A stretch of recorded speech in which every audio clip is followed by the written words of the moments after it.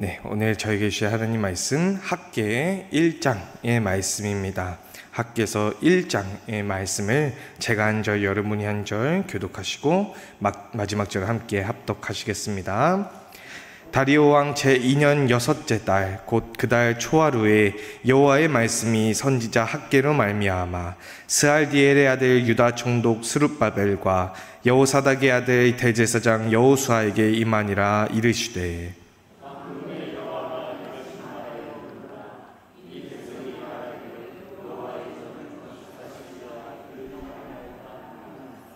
여호와의 말씀이 선지자 학개에게 임하여 이르시되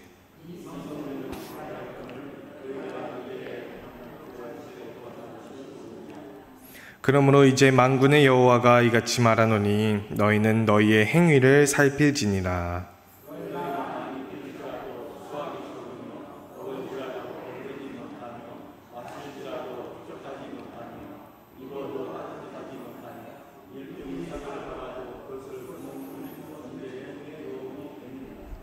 만군의 여호와가 말하노니 너희는 자기의 행위를 살필지니라.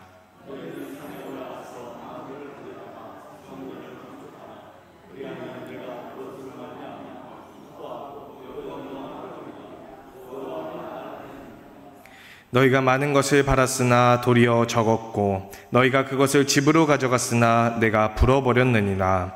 나 만군의 여호와가 말하노라. 이것이 무슨 까닭이냐? 내 집은 황폐하였으되 너희는 각각 자기의 집을 짓기 위하여 빨랐습니다.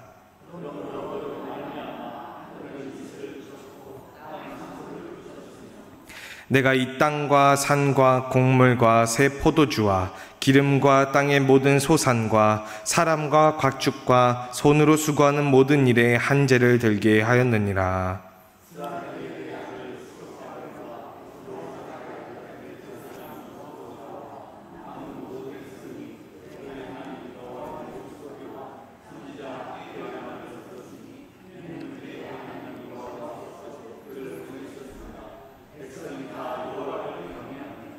그때 여호와의 사자 학개가 여호와의 위임을 받아 백성에게 말하여 이르되 여호와가 말하노니 내가 너희와 함께하노라 하니라.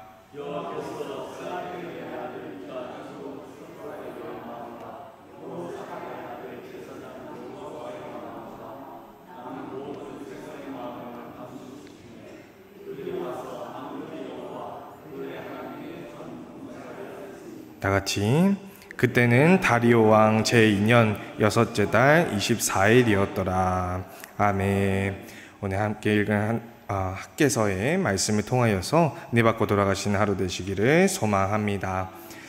네, 무사히 오늘 지난 주일이었죠. 주일날 저녁 7시 50분경에 하나님의 부르심을 받은 헛발성 권사님의 모친 되시는 기남 지사님의 장례를 무사히 잘 마치고 왔습니다. 아마 함께 가셨던 분들 중에서는 아직 오전인데도 벌써 이제 오후처럼 집에 들어가서 쉬고 자야 될 것 같은 그런 표정이신 분들이 좀 계신 것 같은데요. 네, 오늘 함께 섬겨주신 모든 분들 감사드립니다. 저도 함께 다녀왔는데 사실 저는 어제가 조금 더 저에게는 바쁘고 좀 분주한 하루였던 것 같습니다.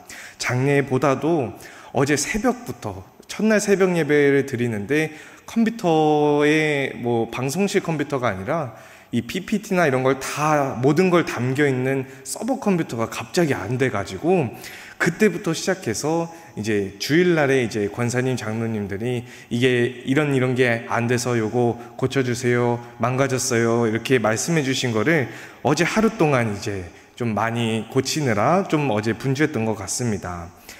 어제 하루만 해도요, 그 방송실 서버 컴퓨터 얼른 제가 사무실로 내려가서 그거 하나 고치고 오고, 주방에 그 식당에 있는 정수기 온수가 안 돼가지고 가서 보니까 꺼져 있어서 그거 온수 켜가지고 그것도 고치고 오고, 또 주방 온수가 안 돼서 이제 설거지 하실 때 찬물밖에 안 나오셨을 텐데 그것도 보일러 기사님 불러가지고 고치고, 사무실 프린터기가 안 돼서 그것도 기사님 불러서 고치고, 또 주방에 습기를 잡아주는 제습기가 있는데요, 그 제습기 뒤에 이제 물이 빠져나가는 걸 이 위로 잘 쏴 올려주는 그 펌프가 고장나서 그거 분해해가지고 다시 고치고, 그게 한 5개, 6개 정도를 어제 교회를 막 뛰어다니면서 열심히 고쳤던 것 같습니다.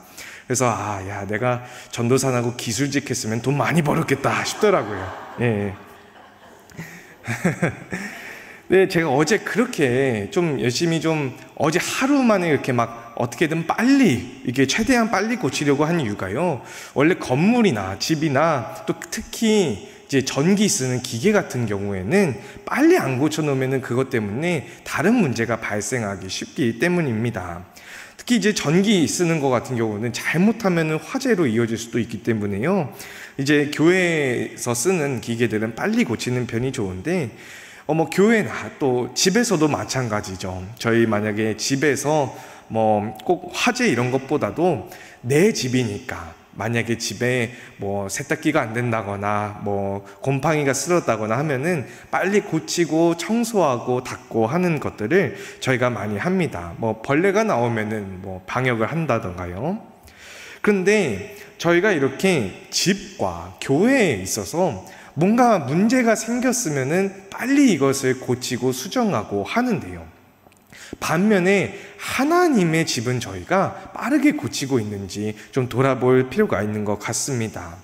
고린도전서 말씀에 사도 바울이 이야기하기를 너희는 너희가 하나님의 성전인 것과 하나님의 성령이 너희 안에 계신 것을 알지 못하느냐라고 얘기하면서 저희와 저희 몸과 마음이 하나님의 성령이 거하시는 하나님의 성전이다라고 이야기를 합니다.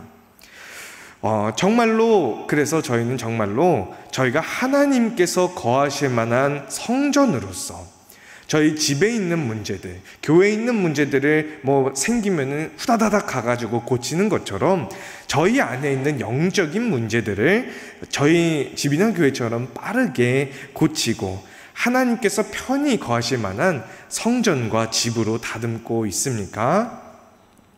그래서 오늘 본문 말씀인 학개의 말씀에서는요, 이스라엘 백성들이 포로에서 돌아와 있는 중에 아직 성전이 건축되지 않아서 그것을 빨리 하나님의 집인 성전을 지어라 라고 촉구하는 말씀을 전합니다. 그러니까 이제 성전이 완전히 무너졌던, 바벨론에 의해서 완전히 예루살렘의 성전이 무너졌던 상황에서 다시 쌓아 올려야 하는 백성들에게 어떤 말씀을 전하는지 함께 알아보고자 합니다.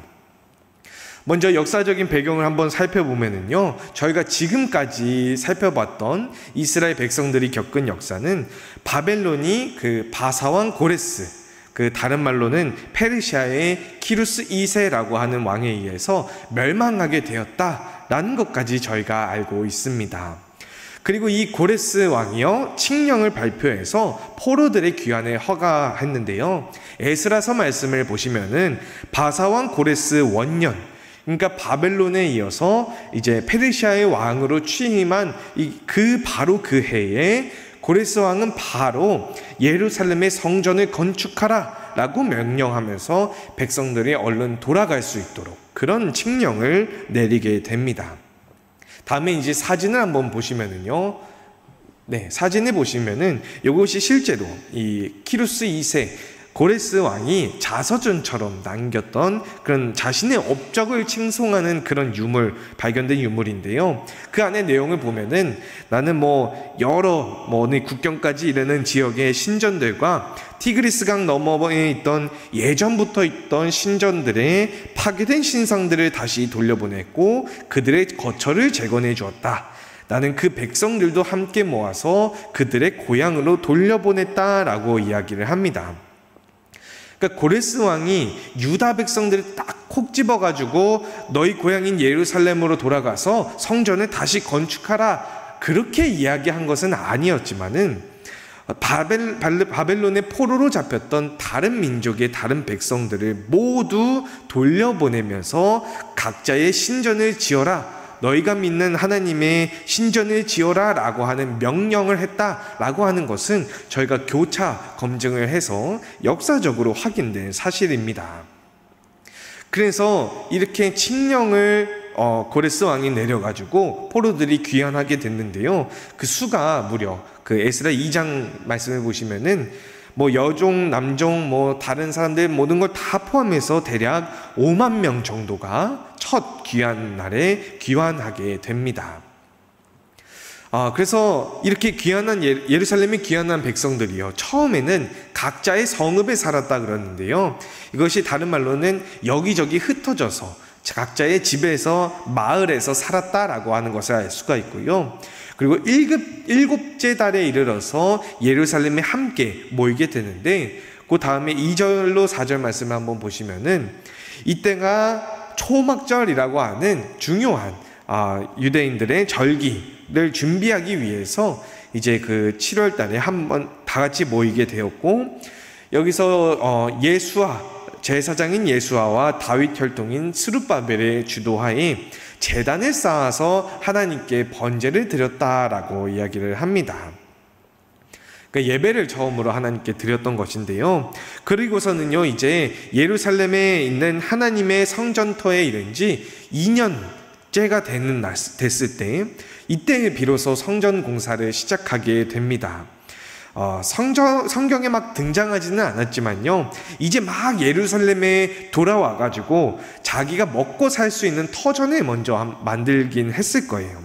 뭐 제사를 지내는 것, 또 하나님의 성전을 만드는 것 다 좋지만은 일단 뭐 집도 없고, 저희 뭐 쌓아놓은 그런 보물을 쌓아놓은 것도 아니고, 아니면 뭐 먹고 살 수 있는 뭐 밭이라던가 농사를 짓는다던가 아니면 가축을 기른다는 그런 것을 처음부터 다시 시작해야 되기 때문에 아마 7개월 또 2년 정도가 걸리지 않았을까 생각할 수가 있는데요, 또 뭐 성전 공사를 위해서는 여기저기 뭐 나무라든지 돌이라든지 그런 물자를 모으고자 하는 여러 준비 과정이 있을 겁니다. 그렇게 2년째가 됐을 때 공사를 시작해서요, 드디어 성전의 기초를 처음 놓게 되는데요, 막 기초를 놓을 때 막 하나님을 찬송하고, 또 그 다음 구절들에 보시면은 막 노인들은 울고 젊은이들은 노래를 불렀다, 뭐 그런 내용들이 나오는데, 왜 고작 기초 세웠는데 왜 이렇게 호들갑을 떨지 생각할 수도 있지만요, 오늘날에도 건물을 세울 때는요 기초 공사가 무엇보다 중요합니다. 예전에 한번 어떤 글을 읽은 적이 있는데, 만약 집 근처에서 건물 세우는 공사 현장을 여러분이 보신다면은 한번 지나가다가 쓱 보면은 땅 파고 있고, 또 한 몇 주 있다가 쓱 보고 있으면은 땅 파고 있고, 또 얼마 있다가 지나가다가 보면은 땅 파고 있다가 바로 한 이틀 뒤에 건물이 세워져 있더라, 뭐 그런 이야기를 한 적을 본 적이 있습니다. 그만큼 건물을 세울 때 뭐 콘크리트를 붓고 뭐 철근을 세우고 이것도 중요하지만은 가장 중요한 거는 바닥을 다지는 기초 공사이기 때문에, 이 기초를 처음으로 딱 다져놨을 때 모두가 하나님을 찬송했다라고 이야기를 합니다. 그렇게 기초를 막 넣었으니까 이제 성전을 지어야겠죠. 공사를 해야 되는데, 에스라 4장 말씀을 보시면은 방해를 하는 사람들이 있었던 것 같아요. 유다와 베냐민의 대적이라고 불리는 자들이 찾아와서는요, 이보시오, 우리도 아수르 왕 시대 때부터 여기 살면서 하나님께 제사를 드리고 있어. 우리도 당신들과 함께 하나님의 성전을 좀 건축하게 해주시오 라고 이야기를 합니다. 뭐 얼핏 보면은 이 사람들이 북이스라엘 사람들인가, 뭐 유다와 베냐민인 두 지파가 있는 유다의 또 건너편에 있는 분단 국가였으니까 이 사람 뭐 북이스라엘이라서 대적이다라고 그렇게 부르는 것이냐라고 생각할 수도 있는데요, 열왕기하 말씀을 보시면요, 사실 이 사람들은 북이스라엘 사람들이 아니라, 북이스라엘 사람들은 다른 지방에다가 다 뿔뿔이 흩어다 놓고 다른 곳에 살고 있던 이방 민족들을 여기에다가 살게끔 만들었던 일이 있었는데요, 그러다 보니까 이 사람들이 야, 우리가 하나님께 우리도 제사를 드렸었어 라고 이야기는 하지만은 정말로 하나님을 섬기던 사람은 아니라 그냥 이방 민족에서 자기네들이 믿던 신과 여기는 또 여호와 하나님이라는 신을 믿나 보다 라고 해서 좀 짬뽕되고 섞인 신앙을 가지고서 아마 제사를 드리고 예배를 드려왔던 것 같아요. 또 심지어 그것뿐만 아니라 이 사람들과 돌아온 유다 백성들이 이미 몇 차례 충돌이 있었던 것 같은데요, 에스라 3장 3절 말씀에 보시면은 처음으로 하나님께 다시 제사를 드릴 때에 이 백성들이 다른 나라, 모든 나라 백성들을 두려워했다라고 하는 내용이 나오는데요. 그러니까 예루살렘을 포함해서 이 이스라엘 땅이요, 완전히 황폐해진 땅은 아니었습니다. 그냥 다른 나라의 백성들이 와서 거기에 차지하고 살고 있었던 그런 상황에 돌아가라고 하니까 이제 귀환해서 여기에 온 것인데요. 그래서 아마 처음 제사를 지내기 전까지만 해도 이 땅이 누구 땅이냐, 누가 살아야 되는 땅이냐를 가지고 여러 가지 시시비비가 있었을 것으로 예상이 됩니다. 그러다 보니까 이 포로 귀환 시점에서요, 이 땅에 살고 있던 사람들은 이미 이스라엘 백성들에게는 좀 대적이나 다름없었던 사람들일 겁니다. 우리가 하나님께 약속으로 받은 땅인데 너희들이 이렇게 차지해 와가지고는 어떻게 이럴 수가 있느냐? 또 저 사람들은 아니 우리는 아수르왕 시대 때부터 여기 살고 있는데 너네가 갑자기 와가지고 왜 그러는 거냐 하면서 다툼이 있었을 것 같은데, 이렇다 보니까 한참 나중인 예수님 시대에서도요, 이 사람들, 이 사마리아 사람들을 굉장히 미워하고 싫어하는 이유가 되기도 합니다.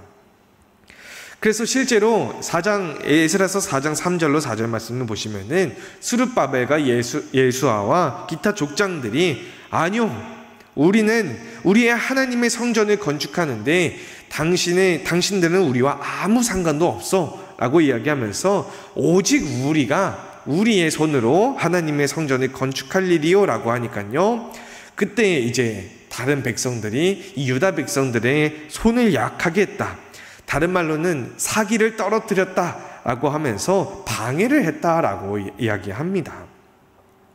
그 이후로 얼마나 이것이 오랫동안 중단되었는가 보니까 다리우스 왕이라고도 하는데요, 이 바사왕 다리오 왕이 즉위한 지 2년째까지 무려 8년이라고 하는 시간이 지날 때까지 백성들이 성전 건축에 손도 대지 못하고 있었다.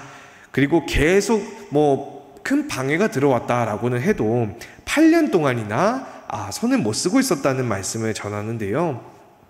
바로 이 시점에 백성들이 아무 손도 못 쓰고 하나님의 성전 건축을 중단하고 있는 이 시점에 오늘 본문 말씀의 학계 예언자가 하나님의 말씀을 전하면서 성전을 다시 지어라 라고 이야기하는 것입니다.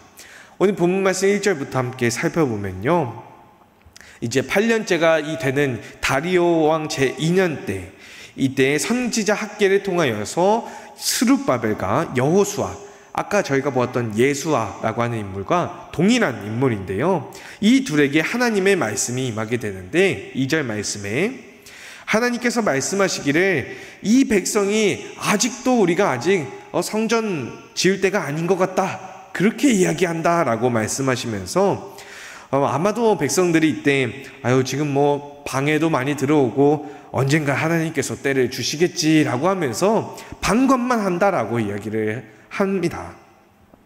근데 아까도 말씀드렸다시피 성전 기초를 놓는 데에 2년 동안이나 걸렸던 것은요, 기본적으로 자신들이 살 곳을 정하고 또 정착할 만한 시간, 목축업을 시작한다든지 농경을 시작한다든지 그런 정착할 만한 시간이 필요했을 것도 있는데, 그렇다 보니 이제 방해도 방해지만은요, 성전 건축을 하지 않을 여러 가지 이유들을 백성들이 만들고 있었던 것 같아요.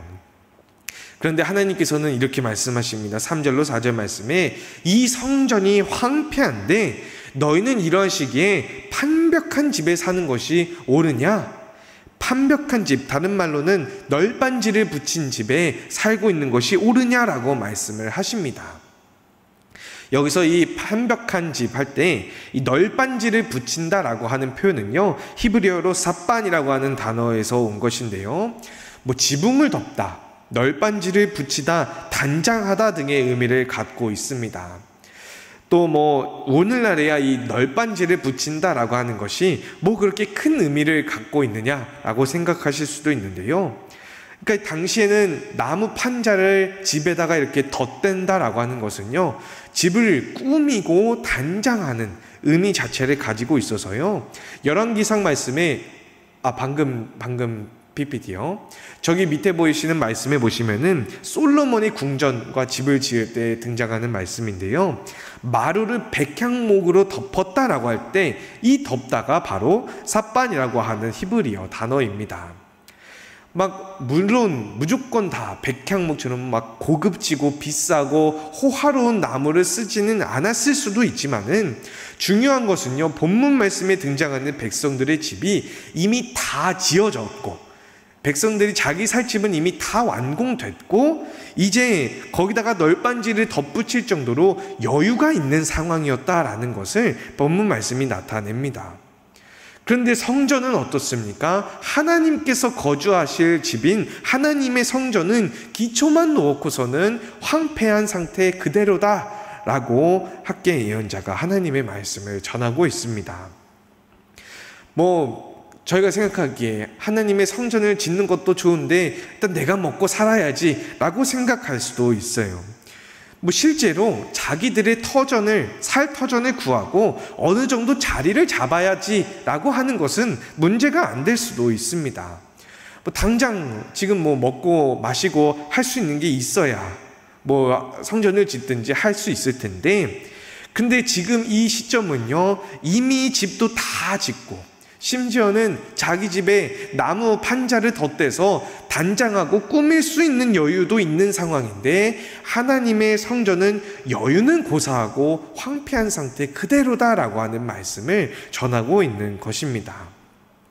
그러면서요, 5절로 6절 말씀에 전하기를 너희는 너희의 행위를 살펴라 라고 말씀하시면서요, 어디 너희가 지난날에 살아온 삶을 한번 곰곰이 돌이켜보아라 라고 말씀하시면서 씨를 뿌려도 적고 먹어도 배고프고 마셔도 목마르고 입어도 춥고 품삯을 받아도 구멍난 주머니에다가 돈 넣는 것처럼 너희가 살아왔을 것이다 라고 하나님께서 말씀하시면서요, 7절로 8절 말씀에 다시 한번 너희 스스로의 행위를 돌아보아라 라고 말씀하시면서 산에 있는 나무를 가져다가 성전을 건축하라, 내가 그것으로 기뻐하고 영광을 얻을 것이다 라고 하시는 말씀을 학개가 전하고 있습니다. 여기서 이 나무를 가져다가 굳이 나무를 언급하는 여기 이유가요, 아까 전에 보았던 것처럼 판벽한 집에 사는 백성들, 너희들의 집을 나무로 장식하고 있었으니 이제는 나무를 가져다가 내 집을 지어라 라고 하는 말씀을 하나님께서 전하고 계십니다. 그리고 9절 말씀에 앞서 말씀드렸던 같은 이들, 많은 것을 바라고 씨 뿌려도 나지 않고 먹어도 배고프고 했던 그러한 일들은요, 하나님의 집은 황폐한데 너희는 너희 집 짓기만 바쁘구나, 그렇기 때문에 너희가 그러한 일들을 겪은 것이다 라고 하나님께서 말씀하고 계십니다. 이 말씀을 들었던 백성들과 또 지도자였던 스룹바벨과 제사장인 여호수아는 어떻게 반응했을까요? 만약에 바벨론 포로 시기 이전 같았으면은 흥 하고서 그냥 코웃음만 치고서 예언자들의 말씀을 듣지 않았을 텐데, 12절 말씀에, 오늘 본문 말씀 12절을 보시면은 이 말씀을 듣는 스룹바벨과 여호수아와 남은 모든 백성들이 이 하나님의 말씀을 듣고서 하나님을 경외했다라고 이야기를 합니다.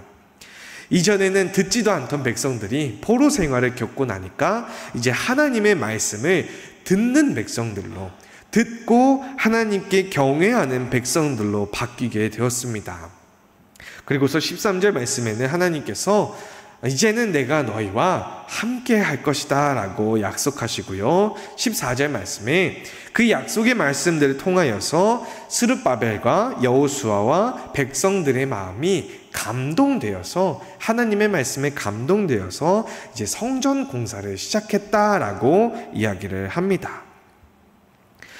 그래서 오늘 말씀은요, 성전 공사가 딱 중단되어 있는 상황에서 백성들이 자기의 집을 가꾸는 데는 빠르면서 하나님의 집을 짓는 데는 소홀한 것을 전하고, 다시금 말씀을 통해서 백성들의 마음을 감동시키고 성전 건축을 다시금 시작하라라고 하시는 하나님의 말씀입니다. 아까 말씀드렸던 것처럼 백성들이 물론 처음에 예루살렘에 막 당도했을 때에는 이제 막 정착할 시기이기도 하고 또 그 땅에 이미 살고 있던 사람들이 또 있었기 때문에 막 여러 가지 갈등도 겪고 또 생활의 필수적인 것들 뭐 품삯을 받아야 되는 사람들은 일을 하고 밭을 일구고 집을 짓고 하는 다양한 의식주 활동들을 했을 거라고 저희가 예상할 수 있습니다. 그런데 아마 성경에는 등장하지 않는데요. 고레스 왕 그리고 다리오 왕 사이에 사실 왕이 한 명 더 있었습니다. 한 5, 6년 정도 통치한 페르시아의 왕이 있었는데 이 왕은 언급도 되지 않을 만큼 그냥 8년이라는 시간이 순식간에 지나가 버릴 만큼 그냥 자신들의 집을 가꾸고 정착은 이미 다 했고 꾸미고 단장할 만큼 여유를 가지고 있는 상황에서도 성전 짓기를 행하지 않았다라고 하는 말씀을 전하는 것입니다. 그러니까 그렇게 되니까 자기가 원하는 바가 있어도 이루어지지 않고 씨를 뿌려도 나지 않고 품삯을 받아도 주머니에 구멍 뚫린 것에다가 돈 넣는 것만큼 채워지지 않는 일이 일어났다라고 말씀을 전하는데요. 그리고 아마 백성들은요, 저희가 살펴본 바와 같이 저 사마리아 사람들이 우리를 자꾸 방해하니까 라고 하는 핑계를 대거나 그 처음부터 예루살렘에 와서 하나님께 우리는 제사 드리고 있었으니까 예배는 하고 있었으니까 괜찮겠지 같은 그런 핑계를 대고 있었을 것이다 생각할 수 있습니다. 그래서 여기서 학개 예언자가 성전을 건축하라라고 하는 말씀은요, 하나님의 백성의 삶은 하나님의 성전이 지어지고 나서야 그때서 시작된다라고 하는 말씀을 전하고 있습니다. 씨를 뿌리고 일을 하고 집을 짓고 사는 것은 인간에게 있어서 필수 불가결한 의식주를 충족시키기 위해서 필요한 것들인데 집에다가 나무를 덧대어 꾸밀 만큼 굶어 죽지 않는 여유 있는 삶을 살고 있는 상황에 성전을 황폐하게 만들게 되면은 하나님께서는 그 여유분만큼을 내가 가져가 버리겠다라고 말씀하고 계신 겁니다. 아까 전에 제가 고린도전서 말씀을 인용하면서 이제는 하나님의 성전이 예전에는 백성들에게 거룩한 성전으로서 건물로 된 성전이었다면은 이제는 우리의 몸과 마음이 하나님께서 거하시는 거룩한 성전이 된다라고 말씀드린 바가 있는데요. 오늘의 말씀을 오늘날의 우리에게도 똑같이 적용해 볼 수가 있습니다. 저희가 살면서 우리 마음 가운데 하나님의 성전을 건축하고 있습니까? 다른 말로 하면은 우리의 마음 가운데 우리를 위한 여유분을 쌓는 것이 아니라 하나님께서 들어오실 만한 마음의 여유 공간을 남겨두고 있습니까? 저도 이제 결혼을 하고서 가정을 꾸려서 살다 보니까요, 이전에 그냥 혼자서 살거나 혹은 부모님 집에서 살 때와는 아주 상당 부분 다르게 많은 것을 신경 써야 되더라고요. 저나 주의 전도사님이 또 혹시나 아플까봐, 나중에 또 가지게 될 자녀를 기를 때 필요할까봐 하기 위해서 저축도 많이 해야 되고, 또 나중에 은퇴를 하면 살 수 있도록 은퇴 자금을 마련한다거나, 아니면 또 간단하게 집에서 장을 보고 요리를 하고 하는 등 인간으로서 삶을 살아가기 위해서 의식주를 제가 부모님 집에서 살 때보다도 몇 배, 아니면 0에서 배를 하면은 또 0이니까 또 많은 것을 더 하게 되는 것으로 저희가 신경 쓰고 노력해야 된다라는 것을 좀 많이 깨닫게 되는데요. 다른 말로 하면은 가정을 꾸리고 또 내 집을 가꾸는 일에 많은 에너지를 소모하게 되는구나, 결혼하고 참 많이 깨닫게 되는 것 같습니다. 그러다 보면은요, 여러 가지 일들로 인해서 특히 가정과 관련해서 스트레스를 받을 때가 좀 많은 것 같아요. 저축도 많이 하고 또 하고 싶은데 돈 쓸 때는 너무나도 많고, 사역을 둘이서 같이 하다 보니까 이제 집에 있을 때도 사역에 관한 이야기들을 하다 보면은 아직까지 저희가 싸워본 적은 없는데요, 서로 이제 좀 삐져가지고 말을 잘 안 한다거나 그렇게 좀 가정과 집에 관련해서 이제 스트레스를 받거나 그런 일들이 많이 있었는데, 그러다 보면은 마음 가운데서 내 삶, 내 가정, 내 집에 대해서만 신경을 쏟게 되고 하나님께서 들어오실 공간을 내가 점점점 줄여가고 있구나라는 것을 좀 많이 느끼게 되는 것 같습니다. 그래서 오늘 말씀에서 하나님의 성전을 건축하라라고 하는 말씀은요, 오늘날 저는 그냥 단순히 교회 건물을 쌓고 제가 어제 좀 열심히 뛰어다녔던 것처럼 교회 여러 가지 기계들을 수리하라, 그런 의미가 아닙니다. 오늘 본문 말씀 13절로 14절 말씀을 저희가 한 목소리로 함께 읽어볼까요? 시작. 그때에 여호와의 사자 학개가 여호와의 위임을 받아 백성에게 말하여 이르되 여호와가 말하노니 내가 너희와 함께하노라 하니라. 여호와께서 스알디엘의 아들 유다 총독 스룹바벨의 마음과 여호사닥의 아들 대제사장 여호수아의 마음과 남은 모든 백성의 마음을 감동시키심에 그들이 와서 만군의 여호와 그들의 하나님의 전공사를 하였으니. 아멘. 오늘 본문 말씀에서 하나님께서 백성들의 마음을 감동시키셨을 때 그들의 하나님의 성전을 공사했다라고 말씀을 전합니다. 하나님의 성전을 짓는다라고 하는 것은요, 하나님의 말씀으로 저희 마음이 감동되는 것입니다. 다른 말로는요, 하나님의 말씀을 들을 귀를 열어놓는다는 말씀입니다. 우리의 삶과 가정과 집으로만 가득 찬 우리의 마음 가운데에 하나님께서 들어오실 만한 마음의 공간을 마련하는 것입니다. 우리 마음 안에 하나님의 마음을 심는 것이 하나님의 성전을 짓는 일입니다. 그렇게 되면은 13절 말씀처럼 내가 너희와 함께하리라 하신 말씀처럼 하나님께서 저희 안에 함께 거하시면서 살아갈 수 있는 것입니다. 그래서 하나님의 성전을 짓는다라고 하는 것은요, 핑계대고 미룰 수 있는 문제가 아닙니다. 이스라엘 백성들이 사마리아인들의 방해로 핑계를 대거나 성전을 건축하지 않은 것은, 또 예배를 우리가 드리고 있는데 성전을 건축할 필요가 있느냐, 그렇게 생각했을 수도 있고, 다른 어떤 이유가 있었는지 모르겠지만 그러한 이유들로 성전을 건축하지 않은 것처럼 저희 또한 저희 주변에 일어나는 일 때문에 우리의 마음에 여유가 없어요 라고 이야기하면서 하나님을 위한 여유는 남겨두지 않고 그런 미룰 수 있는 그런 문제가 아닙니다. 또 아까 말씀드린 것처럼 단순히 예배를 드린다고 해서 해결된 문제 또한 아닙니다. 이스라엘 백성들도 하나님께 가장 먼저 제사를 드렸는데요, 아마 계속해서 이 제사를 드리는 예배는 계속해 왔을지도 몰라도 그것보다 더욱 중요한 것은 하나님께서 그들 가운데 거하실 성전을 짓는 것이다 라는 말씀을 전한 것입니다. 그래서 여러분, 하나님의 백성은 하나님께서 함께 하시는 성전을 그 마음 가운데 짓는 것이 그 하나님의 백성으로서의 삶의 시작입니다. 그래서 저희가 저희의 가정과 삶과 집에만 몰두해서 하나님의 집을 우리 마음 가운데 황폐하게 두지 않고, 내가 예배, 오늘 수요 예배 참석했다, 금요 기도에 참석했다, 주일 예배 참석했다라고 해서 만족하는 것이 아니라 듣는 마음으로 하나님의 말씀에 감동되는 마음으로 하나님의 성전을 우리 가운데 지어나가는 여러분과 제가 될 수 있기를 주님의 이름으로 소망합니다. 기도하시겠습니다.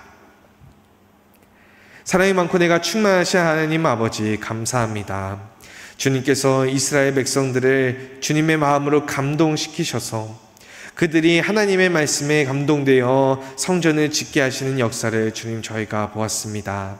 사랑이 많고 내가 충만하신 하나님 아버지, 이스라엘 백성들이 주님 앞에서 방해가 들어온다고, 사마리아 사람들의 방해 때문에 혹은 우리가 예배를 드리는 것에 만족한다라는 그러한 핑계들을 대면서 성전을 8년 동안 짓지 않은 것처럼 저희도 저희의 집과 저희의 가정과 저희의 삶 때문에 저희의 마음 가운데 하나님께서 들어오실 공간을 남겨두지 않고 살았는지 주님 저희가 돌아봅니다.